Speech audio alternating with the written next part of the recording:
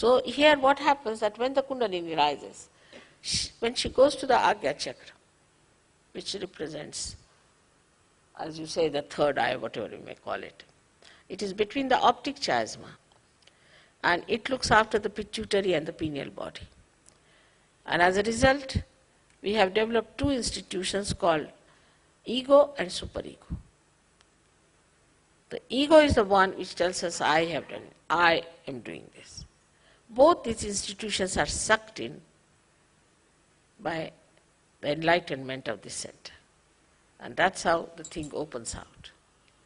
And all your karmas are sucked in. So there's no problem of karmas. Only human beings think that they are doing karmas. Animals don't.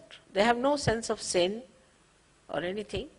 They are completely under the bondage of God. So in Sanskrit they are called as pashu, means under the bondage. But we are the ones who have got freedom. That's why we think that we have done this and we have done that. We should not do this, we should not do that. But when the Kundalini rises and she awakens the center, then both these things are sucked in.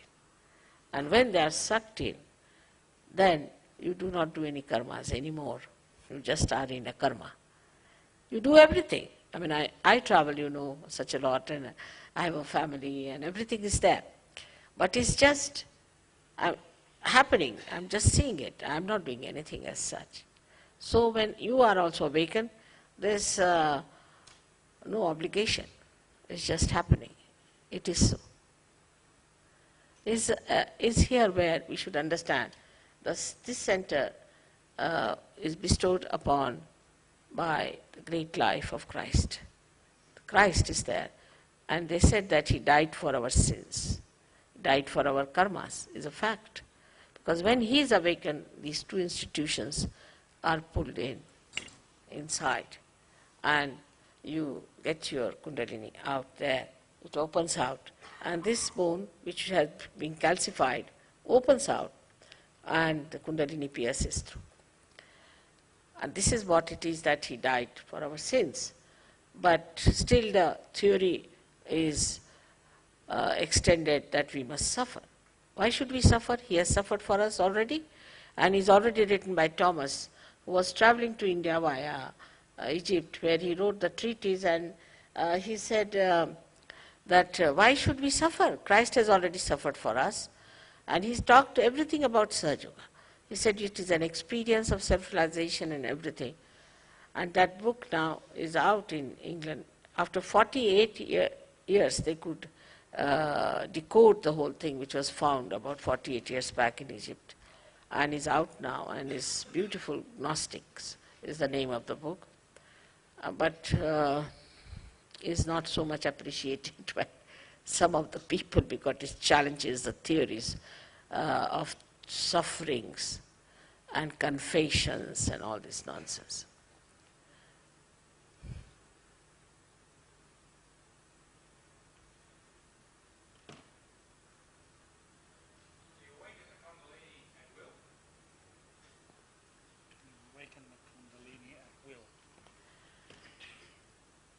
Me or you? You cannot awaken yourself. You see, you have to have one enlightened candle to enlighten another candle. This candle, which is not enlightened, cannot enlighten itself. But there's no obligation. But you can correct. Once it is awakened, you can correct it, you can develop it. First, only few hair-like strands of this energy come up and open the fontanelle bone area. And then this flow of Ru starts flowing on you, and it relaxes more of the centers. So more of these strands start coming up. So you can develop it at your will by understanding it. But you cannot enlighten yourself by yourself.